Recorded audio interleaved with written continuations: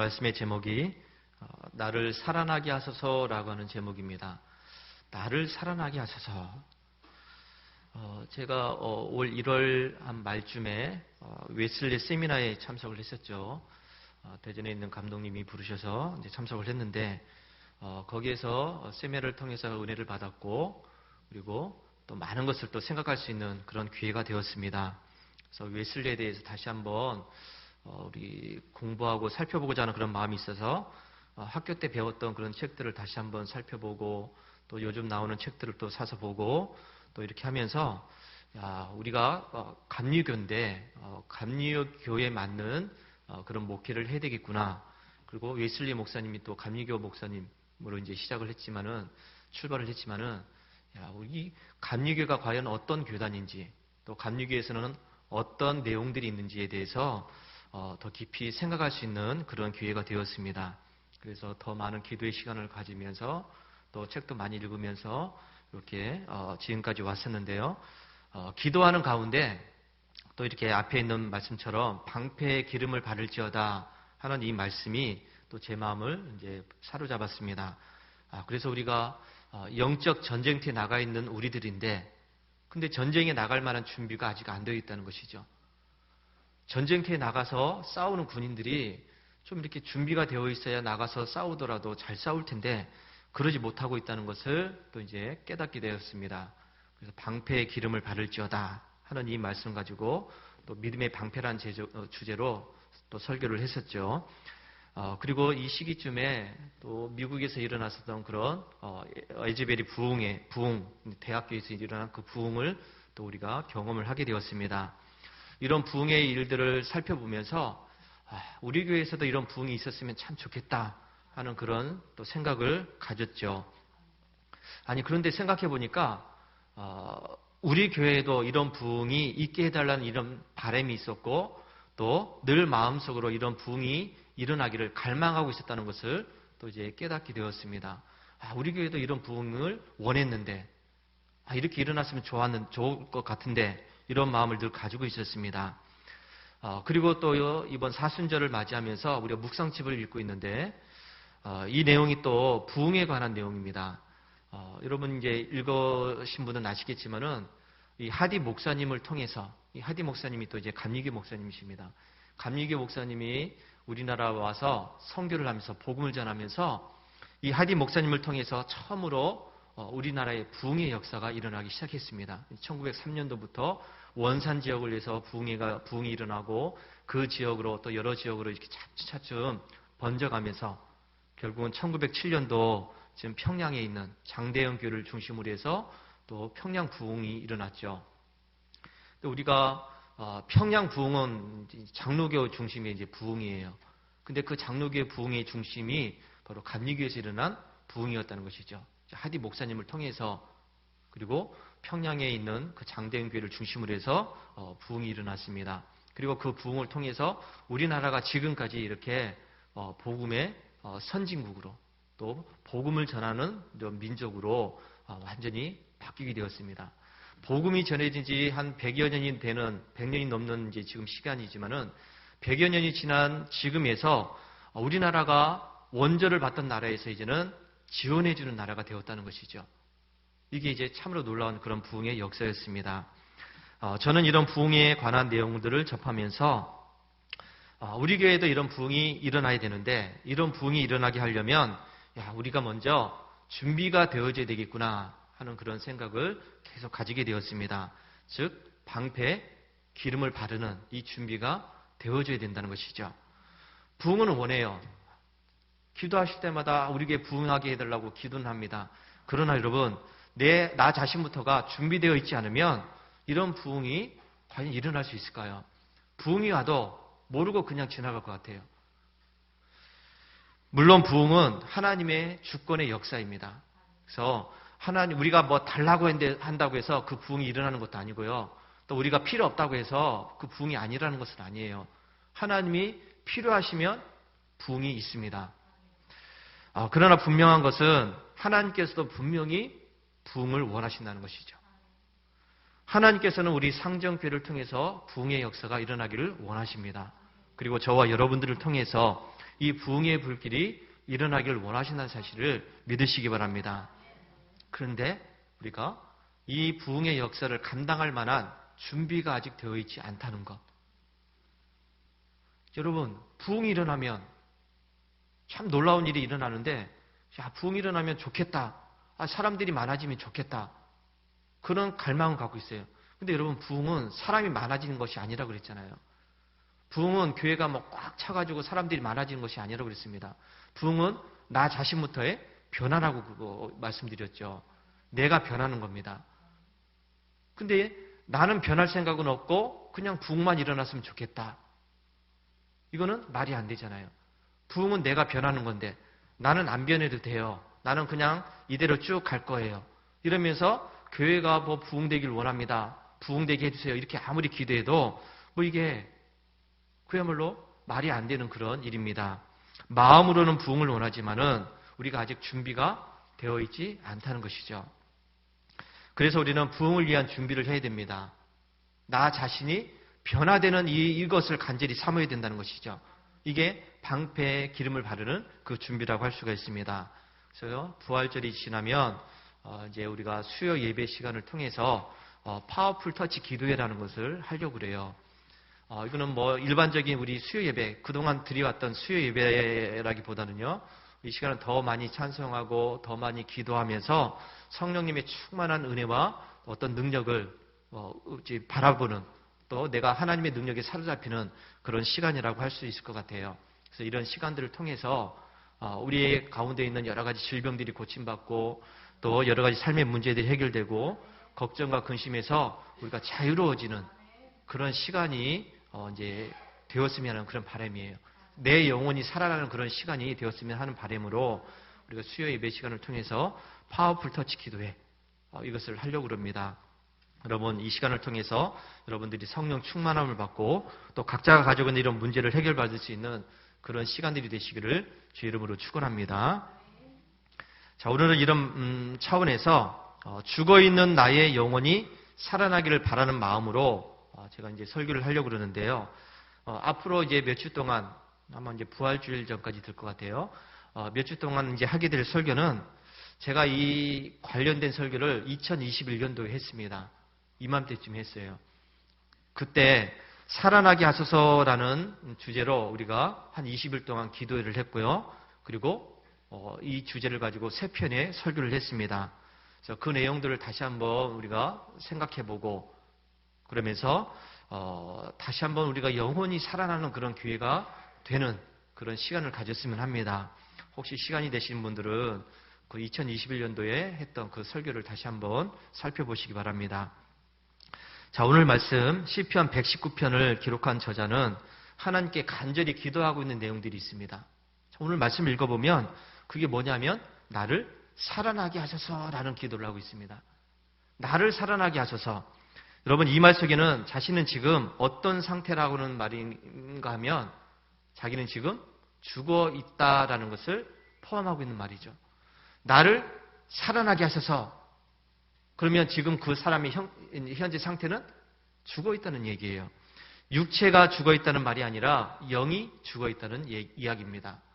물론 영의 죽음 때문에 육체의 죽음까지도 왔지만은 지금 이 시편 기자가 이야기하고 있는 나를 살아나게 하셔서 이 말 속에는 자기는 지금 영적으로 죽어 있다는 이야기죠.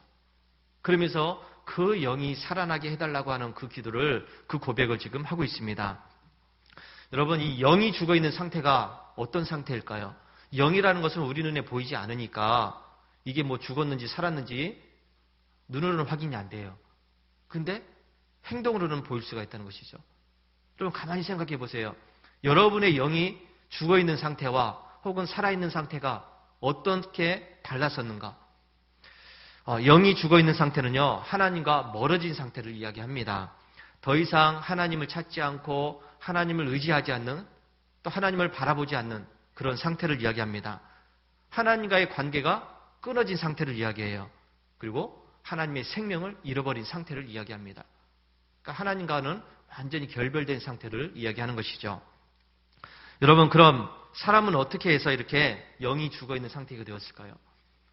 사람이 왜 영이 죽어 있는 상태가 되었을까? 그것은 바로 죄 때문입니다.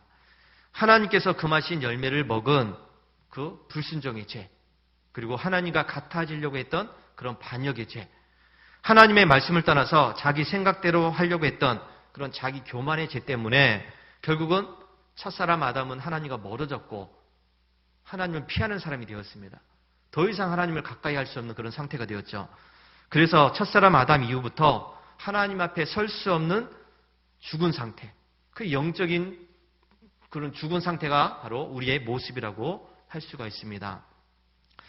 이런 죄 때문에 사람에게는 죽음이라는 것이 찾아왔죠. 이 죽음은 영적인 죽음과 육적인 죽음이 있는데 결국은 둘 다 찾아왔어요. 영적인 죽음 때문에 결국은 육체적인 죽음도 맞이하게 되는 겁니다. 또한 사람은 이 세상을 살면서 끊임없는 저주와 고통 속에서 살아가게 되었습니다. 하나님이 처음에 세상을 창조하시면서 생육하고 번성하고 땅에 충만하라 하시면서 하나님께서 저 아름답게 창조하신 모든 것들을, 그 좋은 것들을 사람들에게 다 주셨습니다. 그래서 네 마음껏 먹어라. 먹고 싶은 거 마음껏 먹어. 네가 하고 싶은 거 다 해. 하나님은 첫사람 아담에게 모든 것을 다 주셨습니다. 사람은 하나님이 창조해 주신 세상의 모든 것들을 그래서 마음껏 누릴 수가 있었고 사용할 수가 있었고 즐길 수가 있었다는 것이죠. 하나님이 주신 그 범위 안에서 사람들은 모든 것, 좋은 것들을 누리면서 그야말로 기쁘고 행복하고 편안하게 살아갈 수가 있었습니다. 그런데 이 첫사람이 죄를 지으면서 결국은 이런 좋은 것들이 더 이상 좋은 것들이 될 수 없게 되었습니다. 그래서 사람은 이때부터 땀을 흘려야 먹을 수 있게 되었어요. 그전에는 그냥 나가면 아름다운 그 꽃이 피어 있고 열매들이 열려 있고 손이 닿는 대로 따서 먹으면 됐는데 이제는 그렇게 못한다는 것이죠. 열심히 땀을 흘려야 먹을 수 있게 되었습니다. 가시덤불과 엉겅퀴가 자라나서 이제는 사람이 애쓰고 힘써야 살아갈 수 있는 존재가 되었습니다. 그리고 결국은 죽음으로 이 세상을 끝내게 되었죠. 사람이 이 세상을 살아가면서 처음에는 이런 하나님과의 교제 속에서 그 풍성함을 누릴 수가 있었는데 죄를 지은 이후에는 하나님과의 교제가 끊어지고 영적인 죽음을 맞이하는 존재가 되었습니다. 사람은 살아가면서 그러니까 자기가 죽어 있으니까 사람은 자꾸 뭔가를 의지해야 되거든요. 의지하면서 살아가야 되는 존재입니다. 그러니까 하나님을 의지하면서 살았었는데 이제는 그 하나님이 아니라 다른 것들을 의지하면서 살아가는 존재가 되었습니다. 이 영적으로 죽어 있는 존재라는 것이죠. 하나님이 나의 힘이 되시고 방패가 되시고 또 모든 것이 되어 주셔야 되는데 근데 이제는 그 하나님이 아니라 다른 것들이 나의 힘이 되고 나의 도움이 되고 나의 방패가 되었다는 것이죠. 사람은요, 하나님을 의지하는 그런 사람들이 있고 하나님이 아니라 다른 것들을 의지하는 사람들이 있습니다. 영적으로 죽어 있다는 이야기는요, 하나님을 의지하는 것이 아니라 다른 것들을 의지하는 것을 이야기합니다. 그래서 어떤 사람에게는 그 다른 것이 뭐가 되냐면 세상의 물질이 될 수가 있습니다. 돈이 될 수가 있습니다. 야, 돈을 많이 벌어야 되지. 그래서 돈 많이 벌려고 애쓰고요. 돈이 있어야 행복하다고 그렇게 생각합니다. 돈이 있어야 마음이 편안해지고 안심이 되고 그렇다는 것이죠. 그래서 좋은 집에서 살고 좋은 차를 타면서 좋은 음식도 먹고 또 좋은 옷도 입어가면서 그렇게 살아가는 것을 원하고 있죠. 이거 싫어하는 사람이 어디 있습니까? 그렇지 않습니까? 내가 돈이 있으면 더 좋은 것 먹을 수 있고 돈이 있으면 더 좋은 집에 사니까. 그래서 사람들은요, 이 돈을 의지하면서 살기 시작합니다. 또 어떤 사람에게는요, 세상의 명예와 권력이 자기가 의지하는 존재가 될 수가 있습니다. 그래서 높은 자리에 올라가려고 그렇게 애를 쓰죠. 좋은 자리에 올라가려고. 그리고 권력을 가지려고 하면서 그래야 큰 소리 치고 떵떵거리면서 또 위세를 떨칠 수가 있다는 것입니다. 내가 누군지 알아 하면서 그런 얘기들이 가끔 가다가 방송을 통해서 나오지 않습니까? 어떤 국회의원이 또 어떤 누가 내가 누군지 알아 하면서 막 큰 소리 치면서 그렇게 하는 사람들 다 명예와 권력을 의지하면서 살아가는 존재라는 것이죠. 어떤 사람에게는 세상의 지식이 자기의 힘이 될 수가 있습니다. 그래서 많이 배워야 돼. 공부 많이 해야 돼. 박사가 돼야지. 전문가가 되어야 되지. 그래서 많이 알고 있는 것을 자기의 위안으로 삼을 때가 있습니다. 또 어떤 사람에게는 자기가 못 이루었으면 자기 자녀들을 통해서 또 이루려고도 합니다. 그래서 자녀들 더 열심히 공부해라, 더 잘 돼야 된다, 돈 많이 벌어라, 더 성공해라 하면서 이 자녀들에게 자꾸 그렇게 명예를 가지라고 그러고 돈을 많이 벌라고 그러고 또 여러 가지 뭐 좋은 것들을 가지라고 이야기를 합니다. 그래서 자녀들이 자기의 우상이 되어서 살아가는 경우도 있죠. 어떤 사람에게는 세상의 친구들이 또 자기의 힘이 될 수가 있습니다. 그래서 세상 친구들과 어울리는 게 그렇게 좋아요.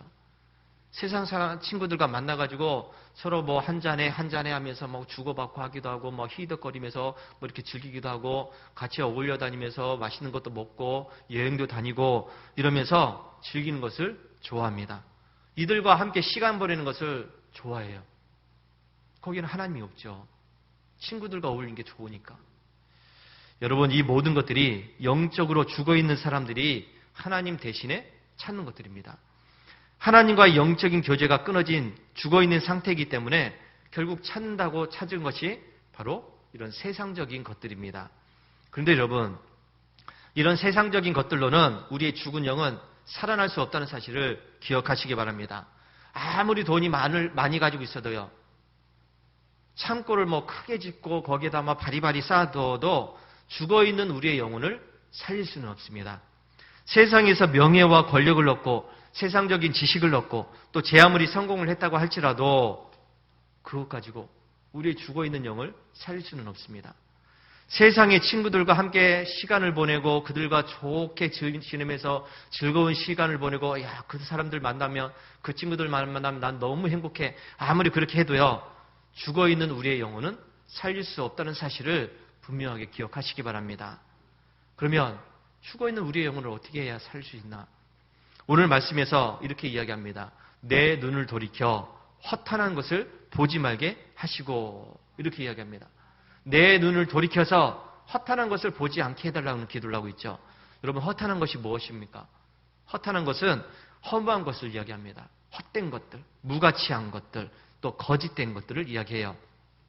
우리가 지금 이 세상을 살아가면서 내가 의지하려고 했던 그런 모든 것들을 이야기합니다. 앞에서 제가 얘기했던 것, 세상에 돈이 될 수도 있고 명예도 될 수가 있고 뭐 지식도 될 수가 있고 또 사람들도 될 수가 있고 자기 자녀들도 될 수 있고 내가 지금 간절히 찾고 바라고 의지하는 모든 것들이 바로 세상적인 것이라고 할 수가 있습니다. 이게 다 헛하는 것이라고 이야기를 하죠. 내 눈을 돌이켜서 이런 헛하는 것들을 보지 않게 해달라고 기도합니다. 죽어있는 우리의 영을 살리기 위해서는 우리가 참된 것을 바라봐야 됩니다. 진짜를 바라봐야 되죠. 그리고 가치 있는 것을 찾아야 됩니다. 근데 우리가 지금 헛하는 것을 자꾸 바라보면서 살아가고 있습니다. 이것들이 전부인 것처럼 진짜인 것처럼 이것이 없으면 안 되는 것처럼 그렇게 살아가고 있습니다. 그러니 우리의 이 영이 살아날 수 있는 길이 없죠. 이런 것들은 우리의 영이 살아날 수가 없는데 우리는 자꾸 그런 것들을 의지하면서 그런 것이 있어야 돼, 그런 것을 바라보면서 그런 것을 가져야 돼 하면서 그렇게 살아가고 있으니 죽어있는 우리의 영이 살아날 수가 없는 것이죠. 조지 바너의 주전자 속의 개구리라는 그 이야기를 제가 해드렸죠. 조지 바너라는 이 미국 사람이 쓴 주전자 속의 개구리라는 그런 이야기 다 알고 있을 거예요. 개구리 한 마리를 잡아다가 뜨거운 주전자 속에 집어넣으면 개구리는 그 자리에서 뛰쳐나옵니다. 뜨거우니까. 그런데 여러분, 이 개구리를 차가운 물에 넣고서 거기에다가 밑에서 서서히 이제 불을 떼면 이 개구리는 그 온도에 적응을 해요. 그러다가 자기가 죽는 줄도 모르고 그냥 있어요. 뛰쳐나오질 않습니다. 거기에 적응을 하다 보니까. 우리는 지금 이렇게 개구리처럼 살고 있다는 것입니다. 지금 내가 있는 것이 죽는 곳인데, 내가 지금 찾고 있는 것들이 죽는 것인데 그것도 모른 채 그냥 내가 여기가 좋사오니 이게 좋아요 하면서 계속 그것에 머물러 있고요. 그들과 함께 어울리고 세상적인 것들을 많이 가지려고 애를 쓰고 있습니다. 그러면 그럴수록 우리는 더욱더 죽어간다는 것이죠. 여러분, 우리가 영적으로 살아나기 위해서는 먼저 자기가 죽어있는 존재라는 것을 분명히 깨닫게 되길 바랍니다. 내가 죽어있는 존재라는 사실을 우리는 알아야 돼요. 아이, 나는 아니야. 나는 열심히 하고 있지. 나는 교회 열심히 다니고 있어. 나 성경 말씀도 많이 읽고 기도도 많이 하고 있으니까 나 아직 죽어 있지 않아. 나 살아 있어. 여러분, 착각하지 말아야 됩니다. 착각하지 않아야 돼요. 성경 말씀 많이 읽으면 살아 있다. 물론 그럴 수도 있어요. 기도 많이 하면 살아 있다. 맞아요. 그럴 수도 있습니다. 예배에 참석하면, 교회 출석 잘하면 살아 있지. 물론 그럴 수도 있습니다. 그런데 아닐 수도 있다는 것이죠. 아닐 수도 있다는 겁니다. 우리가 영적으로 살아나기 위해서는 먼저 자기가 죽어 있는 존재라는 사실을 분명히 깨달아야 돼요. 그래야 살아날 수가 있습니다. 나는 영적으로 죽어 있는 존재이고, 이렇게 살다가는 내가 결국은 영원한 지옥불에 던져지겠구나. 내가 이렇게 살다가는 안 되는데, 이렇게 살면 안 되는데, 내가 이렇게 신앙생활하면 안 되는데, 여러분, 이것을 깨달아야 살아날 수 있는 방법을 찾을 수가 있습니다. 여러분, 제가 지금 몸이 아픈데, 내가 머리가 아픈지, 아니면 관절염이 있어가지고 다리가 아픈지, 허리가 아픈지, 아니면 두통인지, 감기인지, 여러분, 이걸 알아야 약을 먹을 수가 있잖아요. 두통인데 다른 약 먹으면 안 되고요. 관절염인데 다른 약 먹으면 안 되듯이요. 우리가 내가 어디가 아픈지 알아야 가서 병원 가서 진찰받고 처방전을 받을 수 있듯이 내가 지금 어떤 상태인지를 알아야 됩니다. 내가 영적으로 지금 어떤 상태인지, 내가 지금 이렇게 하는 거 잘하고 있지. 우리가 이거 착각하지 않아야 돼요. 그래서 여러분, 저와 여러분들은 죽어 있는 존재. 내가 지금 죽어 있구나. 내가 지금 영적으로 죽어 있구나. 이걸 알아야 됩니다. 저와 여러분들은 죄로 인해서 영적으로 죽어 있는 존재이고 영원한 지옥불에 멸망을 받아야 될 그런 존재들입니다. 이걸 잊지 않아야 돼요. 그래야 우리가 여기에서 벗어날 수가 있습니다. 그러면 내가 지금 영적으로 죽어 있다는 것을 알게 되면 이제는 그럼 어떻게 해야 살아날 수 있을까? 내가 지금 어떻게 해야 더 영적으로 강건해질 수 있을까? 영적인 힘을 잃지 않고 더 온전하게 신앙생활을 해나갈 수 있을까? 여러분, 앞에서 얘기했죠. 세상에 헛하는 것을 쫓지 않아야 된다고 그랬습니다. 우리가 살아날 수 있는 가장 확실한 방법은 하나님 앞으로 나오는 것임을 믿으시기 바랍니다. 오늘 말씀에서 주의 길에서 나를 살아나게 하소서. 주의 길에서 나를 살아나게 하소서. 이렇게 기도하는 것처럼 저와 여러분들은 하나님 앞으로 나와서 하나님을 의지하고 하나님을 바라보고 하나님께 소망을 두어야 된다는 것을 믿으시기 바랍니다. 그 하나님께서는 우리를 살리시기 위해서 예수 그리스도를 이 땅에 보내주셨습니다. 그리고 그 십자가에서 우리가 지은 모든 죄를 짊어지고 대신 죽게 하셨습니다. 예수님은 나를 살려주시기 위해서 나 대신에 죽어주신 분입니다. 그래서 누구든지 예수 그리스도를 믿기만 하면 멸망하지 않고 영생을 얻는다고 말씀했습니다. 우리가 살아날 수 있는 방법은 하나님 앞으로 나오는 것이라고 그랬죠. 근데 그 하나님께서는 예수님을 우리에게 보내주셨습니다. 그래서 우리가 예수님을 믿기만 하면 우리의 죽어있는 영이 살아난다는 사실을 믿으시기 바랍니다. 요한복음 3장 16절 잘 알고 있는 말씀이죠. 하나님이 세상을 이처럼 사랑하사 독생자를 주셨으니 누구든지 이 예수님을 믿기만 하면 멸망하지 않고 영생을 얻으리라. 믿으면 영생을 얻는다고 그랬습니다. 또 36절 말씀에서는 아들을 믿는 자에게는 영생이 있다고 말씀했습니다. 요한복음 11장 25절에 예수님께서는 나는 부활이요 생명이니 나를 믿는 자는 죽어도 살겠고 또 무릇 살아서 나를 믿는 자는 영원히 죽지 않는다고도 말씀했습니다. 요한 1서 4장 9절 말씀에 하나님이 자기의 독생자를 세상에 보내심은 그로 말미암아 우리를 살리려 하심이라. 예수님을 이 땅에 보내주신 것은 우리를 살리기 위해서임을 말씀을 하고 있습니다. 그래서 우리가 예수님을 믿어야 죽어있는 우리의 영이 살아난다는 사실 우리가 잊지 않아야 됩니다. 여러분, 저와 여러분들은 예수님을 믿어야 살아날 수가 있습니다. 예수님만이, 오직 예수님만이 우리를 살아나게 하실 수가 있습니다. 그래서 저와 여러분들은 겸손하게 주님 앞에 나와야 돼요. 겸손하게 나와야 됩니다. 바리새인들처럼 하나님 자기 의로움을 내세우면서 하나님 나는 저 사람처럼 되지 않게 하시니 감사합니다. 저렇게 세리들처럼 저렇게 되지 않아서 감사합니다. 이런 마음으로 나오는 것이 아니라 하나님, 나같이 불쌍한 사람들, 나같이 죄 많은 사람을 이런 마음으로 주님 앞에 나와야 된다는 것이죠. 그래서 하나님, 나를 살려주세요. 죽어있는 나를 살려주셔서 영원히 멸망받지 않게 하옵소서. 이 마음으로 주님 앞에 나와야 될 줄로 믿습니다. 저와 여러분들에게 소망이 되시는 분은 예수님밖에 없습니다. 그렇죠? 나의 소망은 주께 있나이다. 나의 소망은 주님께 있습니다. 내가 지금 쫓아가고 바라보고 의지하는 세상적인 것들은 절대로 나의 소망이 될 수가 없습니다. 우리는 이 허탄한 것들에서 빨리 벗어나야 될 줄로 믿습니다. 이걸 빨리 버려야 됩니다. 이걸 버리지 않는 한 우리는 주저앉은 속에 개구리가 되는 겁니다. 죽어있는 우리의 영들, 잠자는 우리의 영들, 또 무기력하고 약해져 있는 우리의 영을 새롭게 하고 다시 힘있게 살아나게 하기 위해서는 오직 예수님을 믿어야 됩니다. 그 예수님을 의지해야 되고 그 예수님을 바라보고 그 예수님께 소망을 두어야 될 줄로 믿습니다.